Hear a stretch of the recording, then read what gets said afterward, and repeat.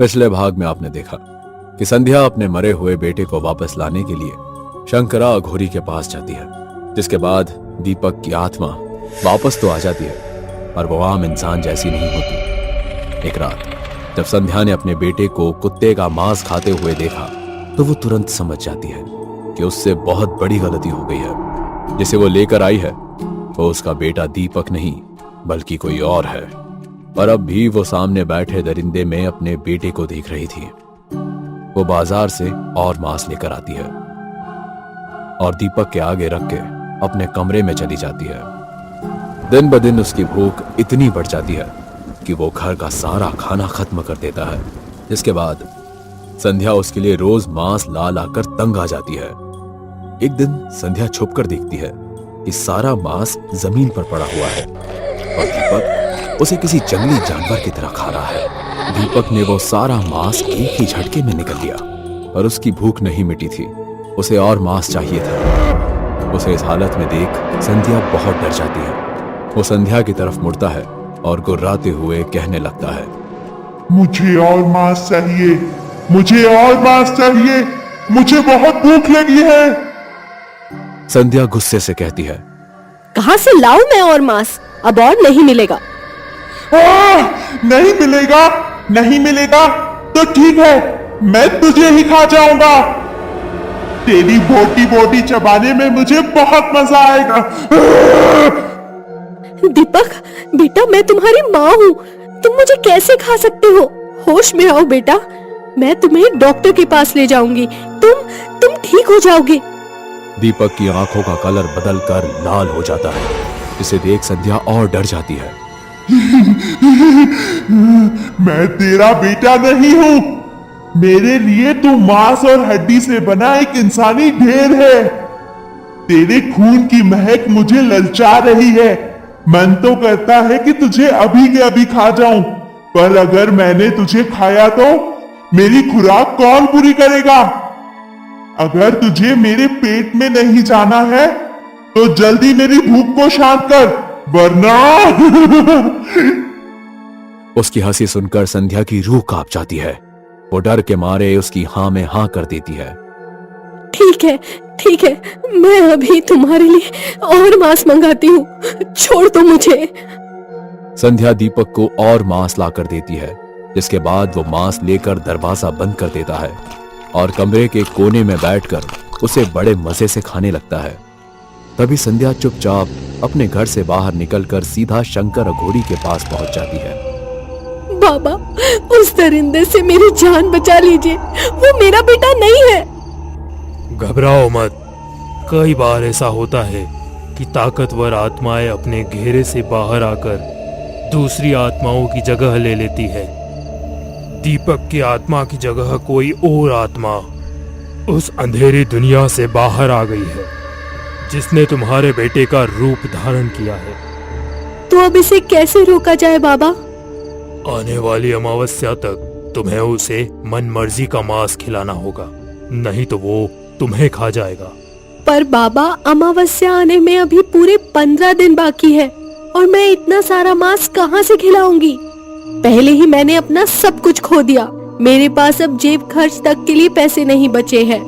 उससे पहले उस आत्मा को वापस भेजना असंभव है, पर मैं तुम्हें कुछ दे सकता हूँ जिससे वो थोड़ा सा मांस खाकर ही तृप्त होकर गहरी नींद में चला जाएगा। ये लो, इसे अपने पास रख लो, ये शमशान की राख है।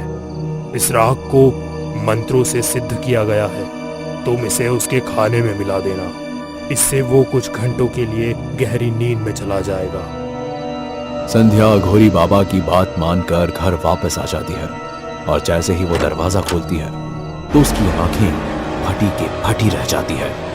उसने देखा कि दीपक ने अपने जबड़े में किसी इंसान का हाथ दबा रखा है और जानवरों की तरह उसे नोच नोच कर खा रहा है। दीपक, ये तुमने क्या किया? किसको मारा तुमने? मुझे और मांस चाहिए, मैं भूखा हूँ। मैं अभी लाती हूँ, मैंने मार्केट से तुम्हारे लिए बहुत सारा मांस लाया है। इतना कहकर संध्या कांपती हुई किचन में गई और मांस के टुकड़ों पर शमशान की राख मिलाकर उस दरिंदे के सामने रखकर कमरे से बाहर चली जाती है। कुछ देर बाद जब संध्या दबे पांव कमरे में आई तो वो देखती है कि दीपक अब पूरी तरह से बेहोश हो चुका है। शांत सोए हुए दीपक को देखकर एक पल के लिए संध्या का मन पिघल जाता है। उसे अपने बेटे की याद आने लगती है। दीपक, मेरे बच्चे, मुझे माफ कर देना बेटा, मैं एक अच्छी मां नहीं बन पाई। थोड़ी देर बाद संध्या को याद आता है कि ये दीपक की खाल में कोई और दरिंदा छुपा हुआ है। अपने आंसू पोंछकर और मन को कठोर बनाते हुए वो दीपक को एक चेयर पर रस्सी से मजबूती से बांध देती है। कुछ देर बाद जब दीपक को होश आए तो खुद को बता हुआ देखकर वो गुस्से से घबराने लगता है। नहीं, तूने एक माँ की ममता का फायदा उठाया है। तेरे छलावे में आकर मैंने अपने पति को खो दिया, पर अब मैं तुझे नहीं छोड़ूंगी। छोड़ दो मुझे। तुम्हारी हिम्मत कैसे हुई मुझे बांधने की? बहुत पछताएगी तू। संध्या इतना कहकर जैसे ही मुड़ती है, अचानक पीछे से उसके बेटे दीपक की आवाज सुनाई देती है। माँ, माँ। दीपक की आवाज सुनते ही संध्या के कदम एकदम रुक जाते हैं। उसका दिल एक पल के लिए थम सा जाता है। आंखों में आंसू भर आते हैं और वो धीरे से पीछे मुड़कर देखने लगती है। माँ, आपने मुझे ऐसे क्यों बांध रखा है? क्या मैंने फिर से कोई शरारत की है माँ? माँ, रस्सी खोल दो ना, बहुत दर्द हो रहा है। यहाँ बहुत अंधेरा है, मुझे डर लगता है। आप मुझे यहाँ से निकाल लीजिए। उसकी आवाज में एक बचपना और भय साफ झलक रहा था जो संध्या के दिल को जख्मी कर रहा था। उसके कदम खुद ब खुद दीपक की ओर बढ़ने लगते हैं। बहुत दिनों से आपकी गोद में नहीं सोया हूँ माँ। मेरे बच्चे, मैं अभी रस्सी खोल देती हूँ। मुझे माफ कर दो बेटा, हम दोनों यहाँ से कहीं दूर चले जाएंगे, फिर कोई हमें परेशान नहीं करेगा। संध्या दीपक की रस्सी खोलने ही वाली होती है कि तभी दरवाजे से डोरबेल की आवाज सुनाई देती है। उस आवाज से दीपक का रचा हुआ जादू टूट जाता है। जादू टूटते ही संध्या तुरंत होश में आ जाती है और घबराकर पीछे हट जाती है।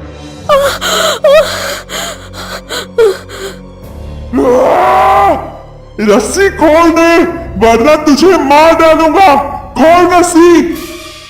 दीपक की बात को अनसुना करके संध्या जल्दी से उसके मुंह पर टेप लगा देती है और दरवाजे की तरफ बढ़ती है। जैसे ही संध्या दरवाजा खोलती है, सामने वर्मा जी खड़े मिलते हैं। उनके चेहरे पर एक अजीब सा संकोच और बेचैनी साफ दिखाई देती है। अरे संध्या जी, कितनी देर से बेल बजा रहा हूं, कहाँ थी आप? वर्मा जी की बात सुनकर संध्या को समझ में आ गया कि दीपक जिस इंसान का हाथ खा रहा था वो कोई और नहीं बल्कि वर्मा जी की पत्नी रश्मि थी। माफ कीजिएगा भाई साहब, मेरी आंख लग गई थी। ठीक है, कोई बात नहीं। जरा रश्मि को बुला दीजिए। 1 घंटे पहले वो आपके घर आई थी और अब तक उसकी बातें खत्म नहीं हुई है। सोनू भी बहुत देर से रो रहा है। पर भाई साहब, रश्मि भाभी तो कब का चली गई। उन्होंने कहा कि उन्हें बाजार से कुछ खरीदी करने जाना है। खरीदी करने? पर मुझे तो उसने कुछ नहीं बताया। अरे भाई साहब, खरीदना होगा कुछ। अब हर बात तो आपको बताई नहीं जा सकती ना। मैं समझ गया, सही कहा आपने। ठीक है, मैं चलता हूँ। वर्मा जी के जाने के बाद संध्या ने सबसे पहले घर में बिखरे खून के दाग साफ किए और फिर रश्मि के बचे हुए शरीर के अंगों को घर के पीछे जाकर जला दिया। मुझे माफ कर देना रश्मि। इस घटना के बाद संध्या अगले कई दिनों तक अपने घर से बाहर नहीं निकलती। उसके अंदर एक अजीब सा डर समाया हुआ था। उसके पास जितना भी खाना बचा था वो रोज थोड़ा थोड़ा दीपक को खाने को दे देती, जिसके बाद वो गहरी नींद में चला जाता। रात की खामोशी और दिन के सन्नाटे के बीच संध्या एक एक पल घुट घुट के जी रही थी। और फिर वो रात आ गई, अमावस्या की रात, जिसका संध्या को बेसब्री से इंतजार था। संध्या दीपक को फिर से शमशान की राख मिलाकर मांस खाने को देती है, जिससे दीपक गहरी नींद में सो जाता है।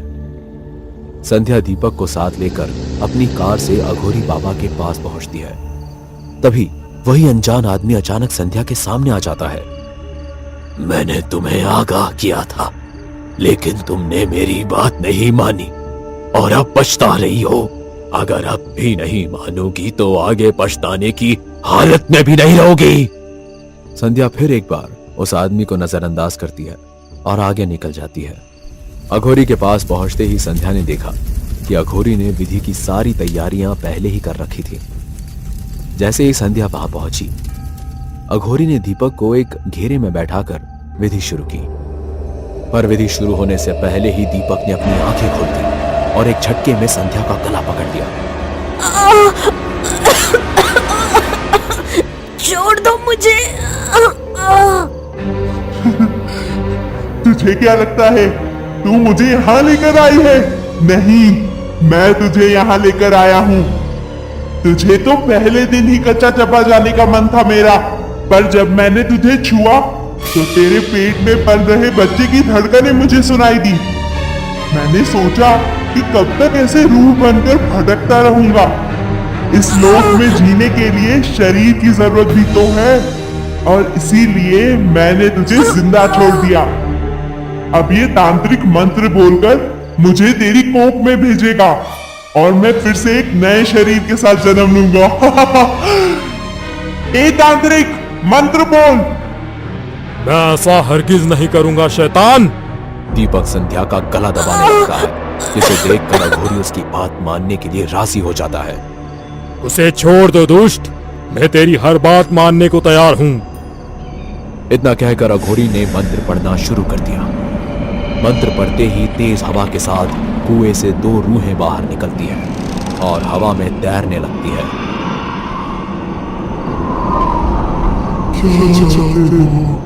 इस औरत के पेट में पल रहे बच्चे के अंदर मेरी रूह भेज दो। इससे पहले कि वो संध्या के पेट में पल रहे बच्चे को ले जाते, वही अनजान आदमी संध्या के सामने आकर खड़ा हो जाता है और आत्माओं का विरोध करता है। ठहरो, मैं चेतावनी देता हूं कि मृत्यु लोक में वापस चले जाओ। कौन है तू? चला जा यहाँ से, नहीं तो मैं तुझे जिंदा खा जाऊंगा। मैं कौन हूं इससे तुझे मतलब नहीं, लेकिन इतना जान ले कि तेरे जैसी दुष्ट आत्माओं को खत्म करने के लिए मुझे इस अंधेरे में रखा गया है। मैं अकेला नहीं जाऊंगा, तुम सबको साथ लेकर जाऊंगा। दीपक ने एक झटके में अघोरी का पेट फाड़ दिया।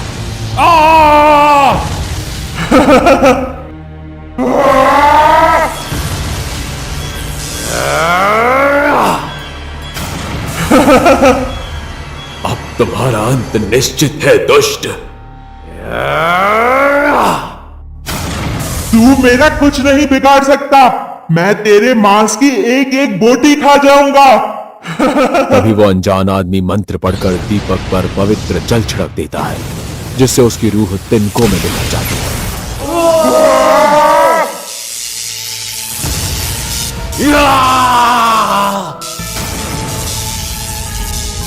रुक जा, जाने दे मुझे।